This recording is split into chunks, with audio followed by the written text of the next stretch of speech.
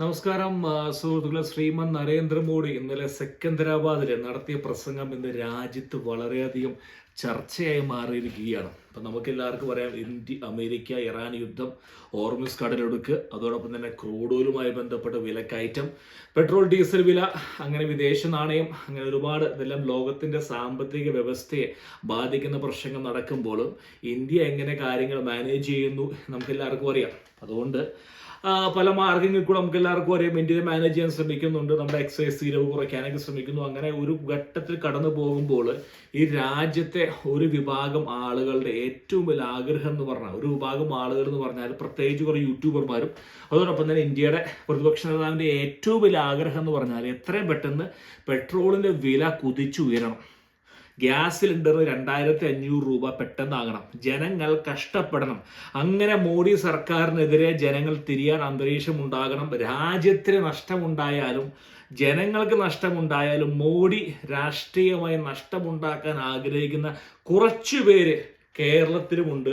അതിൽ ഞാൻ കടന്നു പോകുന്നില്ല. പക്ഷേ അതുകൊണ്ടാണ് ഇന്നലെ മോഡി സെക്കന്ദരാബാദിൽ തെലങ്കാനയിൽ നടത്തിയ പ്രസംഗം ഇന്ത്യ മുഴുവൻ വൈറലാവാനുള്ള കാരണം വേറെ ഒന്നും കൊണ്ടല്ല. അതിൽ കാര്യം വലിയ കഥയൊന്നും ആദ്യമായിട്ടൊന്നുമല്ല ഒരാൾ പ്രധാനമന്ത്രി ഇന്ത്യയോട് സംസാരിക്കുന്നത്. ഇത് വൈറലാവാനുള്ള കാരണം എന്ന് വെച്ച് കഴിഞ്ഞാൽ ഈ രാജ്യം നശിക്കണം എന്ന് ആഗ്രഹിക്കുന്ന കുറച്ചു കൂട്ടം, ഞാൻ വിഷമത്തോട് ഞാൻ ഈ വീഡിയോ ചെയ്യണം ആഗ്രഹിച്ച വ്യക്തിയല്ല, പക്ഷേ എന്താ പറയുന്നത്, അദ്ദേഹം ഈ പ്രസംഗത്തിൽ ഇന്ന് പറഞ്ഞ കാര്യങ്ങൾ എന്തൊക്കെയായിരുന്നു? സാധിക്കുമെങ്കിൽ വർക്ക് ഫ്രം ഹോം നടപ്പിലാക്കുക, മീറ്റിങ്ങുകൾ ഓൺലൈനായി നടത്തുക, കാർ പൂളിങ്, മെട്രോയും പിന്നെ ഇലക്ട്രിക് വണ്ടികളും ഉപയോഗിക്കാൻ ശ്രമിക്കുക, അനാവശ്യമായ പെട്രോൾ ഡീസൽ ഉപയോഗിക്കാതിരിക്കുക, സ്വർണം വാങ്ങുന്നത് നിയന്ത്രിക്കുക, എണ്ണയുടെ വില കുറയ്ക്കുക, വിദേശ യാത്രകൾ ഒഴിവാക്കുക. ഇതിൽ ആദ്യമായിട്ട് എനിക്കൊരു ബാക്കിയുള്ള കാര്യങ്ങളൊക്കെ ഓക്കെ, പക്ഷെ ഇതിൽ എനിക്ക് ഈ സ്വർണം എന്നുള്ള സംഭവം എന്നൊഴികെ ബാക്കിയൊന്നും എനിക്ക് വലിയ അത്ഭുതമായിട്ട് തോന്നുന്നില്ല. കാരണം ചെറുപ്പം മുതൽ നമ്മളെല്ലാവരും എന്താ പറയുന്നത്, ഇതിന് പുറകിലെ കാരണം അദ്ദേഹം വളരെ വ്യക്തമാക്കി വിശദീകരിച്ചു. കാരണം വിദേശ നാണയ ശേഖരം $40 ബില്യൺ കഴിഞ്ഞ മാസം നമ്മൾ എണ്ണ വാങ്ങാൻ വേണ്ടി നമ്മൾ ചിലവാക്കിയിരിക്കുന്നു. അപ്പോൾ അതുകൊണ്ട് ഫോറിൻ റിസർവ് സംരക്ഷിക്കാൻ വേണ്ടി ഇതൊരു എക്കോണമിക് വാറാണ് നടക്കുന്നത്. ഇത് നിങ്ങൾ ചിന്തിക്കുന്ന പോലെ ഇതൊരു അമേരിക്കൻ ഉദ്ദേശം എന്ന് പറയുന്നത് ഇത് എത്രയും പെട്ടെന്ന് അവിടെ പിടിച്ചടക്കലൊന്നുമല്ല.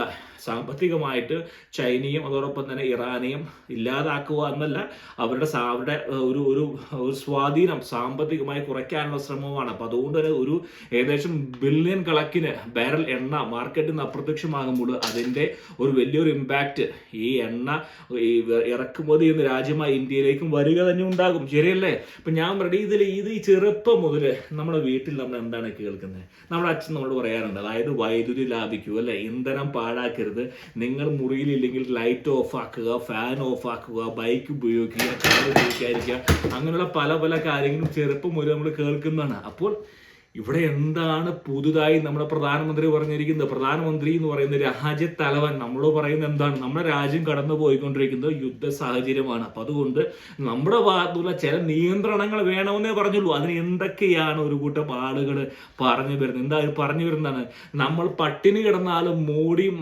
വർഗീയത പറഞ്ഞ് ജയിക്കും, കാറിൽ യാത്ര വേണ്ട, കാളവണ്ടി മതി, കാടിവെള്ളം കൊടുത്താൽ മതി, ആദ്യമായിട്ടാണ് പ്രധാനമന്ത്രി വാഹനം ഉപയോഗിക്കരുതെന്ന് പറയുന്നത്. എന്തൊരു ഗതികേടാണ്! നമുക്ക് മതം പറഞ്ഞ് വോട്ട് പിടിക്കാം, ലോകത്തിന്റെ 4ാം ശക്തി, പക്ഷെ ഒരു ഗതിയുമില്ലാത്ത അവസ്ഥ. ആ മനുഷ്യൻ എന്താണ് വൃത്തികേട് പറഞ്ഞിരിക്കുന്നത്? പറ്റുമെങ്കിൽ കുറയ്ക്കുക. ഇതൊരു ലോകത്തിന്റെ എക്കോണമിക് വാർഫെയർ ആണ്, അല്ലേ നടന്നുകൊണ്ടിരിക്കുന്നത്?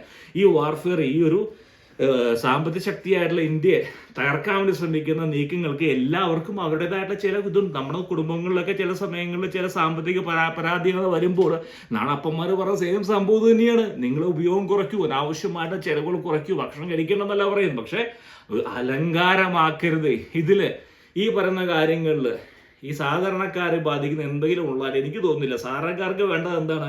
വില കൂട്ടാതിരിക്കുക. പരമാവധി ഇന്ത്യ എന്ന് പറയുന്ന അമേരിക്ക സംസാരിക്കുന്ന കഴിഞ്ഞ 2 മാസത്തോളമായിട്ട് ഇവിടെ ഒരുപാട് പണമാണ് എണ്ണയ്ക്ക് വില കൂട്ടിയിരിക്കുന്നത്. പക്ഷെ ഇന്ത്യ ഇതുവരെ കൂട്ടാൻ ശ്രമിച്ചില്ല.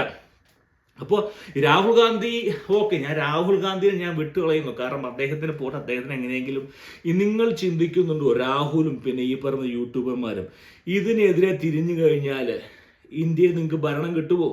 നിങ്ങൾക്ക് 4 സീറ്റോ 2 സീറ്റോ എങ്ങാണ്ടാണ് ഇവിടെ കിട്ടിയിരിക്കുന്നത്. ബംഗാളിൽ 1 സീറ്റും പിന്നെ നിങ്ങൾ ചിന്തിക്കുന്നുണ്ടോ ഈ പ്രധാനമന്ത്രിയുടെ ഈ ഒരു ആഹ്വാനത്തിനെതിരായി നിങ്ങൾ പറഞ്ഞാൽ നിങ്ങൾക്ക് വോട്ട് കിട്ടുമെന്നും നിങ്ങൾക്ക് ഭരണം പിടിക്കാം? ഞാനൊരു BJP കാരനും അല്ലെങ്കിൽ BJP അമിതമായിട്ട് പ്രോത്സാഹിക്കുന്ന വ്യക്തിയൊന്നുമില്ല. പക്ഷേ ചില കാര്യങ്ങൾ നമ്മളൊരു ഒരു ഒരു കോമൺ സെൻസ്, ഒരു ലോജിക്കൽ ചിന്തിക്കാൻ ശ്രമിക്കുക. ഇതൊരു വലിയൊരു പ്രശ്നത്തിലൂടെ കടന്നു പോവുകയാണ് ലോകം മുഴുവൻ. ഓക്കെ, ഇന്ത്യ മാത്രമല്ല, ചൈനയും എല്ലാ രാജ്യങ്ങളും. ആ സമയത്ത് പ്രധാനമന്ത്രി ചില നിർദ്ദേശങ്ങൾ മുന്നോട്ട് വെക്കുമ്പോൾ അതിനെ ഉത്തരവാദിത്തമുള്ള പൗരന്മാർ നിലയ്ക്ക് അത് കണ്ടെത്തി അതിനെ അംഗീകരിക്കണം. അതല്ലാതെ മാറി നിന്നുകൊണ്ട് ഭരിക്കാനറിയില്ല, അല്ലെങ്കിൽ അദ്ദേഹം കാടിവെള്ളമാണ് അല്ലെങ്കിൽ ചാണകമാണ് എന്ന് പറഞ്ഞുകൊണ്ട് അധിക്ഷേപിച്ചു കഴിഞ്ഞാൽ രാജ്യം മുന്നോട്ട് പോകില്ല എന്നുള്ളത് ഞാൻ ഉറപ്പിച്ചു പറയുന്നു. കാരണം രാഹുൽ ഗാന്ധിക്ക് പ്രധാനമന്ത്രി ആകണമെങ്കിൽ ഇത്തരത്തിലുള്ള കുറുക്കു വഴികളും, ഞാൻ പിന്നെ യൂട്യൂബർമാരെ കുറ്റം പറയുന്നില്ല, കാരണം മോഡി തെറി പറയുക എന്നുള്ളത് ഫാഷനാണ്. നല്ല നല്ല നല്ല വരുമാനം കിട്ടും. കാരണം വിദേശ രാജ്യങ്ങളിലൊക്കെ പല ഇന്ത്യക്കാരും കുടിയേറിയിട്ട് ഒരുപാട് പണം ഉണ്ടാക്കിയിട്ടുണ്ട്. അവർക്കൊക്കെ ഒരു ആൻറ്റി ഇന്ത്യ, എല്ലാവരും ഞാൻ പറയുന്നില്ല, കാരണം നമുക്ക് ഒരിക്കലും പറയാൻ സാധിക്കില്ല, കുറച്ച് ശതമാനം ആളുകൾ ഒരു അങ്ങനെ ചിന്താഗതിക്കാരുണ്ട്. അപ്പോൾ അതുകൊണ്ട് തന്നെ അവരുടെ വ്യൂസ് കിട്ടിയ നല്ല പണം കിട്ടും. പക്ഷേ മോഡിയുടെ പ്രസംഗവും അതിന് പുറകിലുള്ള രാഷ്ട്രീയ പ്രതികരണവും വരാൻ കാരണം ഇന്ത്യ നശിക്കണം എന്ന് ആഗ്രഹിക്കുന്ന ആളുകളാണ് ഈ പറയുന്ന പ്രസംഗം, ഈ പറയുന്ന അടിച്ചു വിടുന്നു, അതിനെ തെറ്റായി വ്യാഖ്യാനിക്കുന്നു.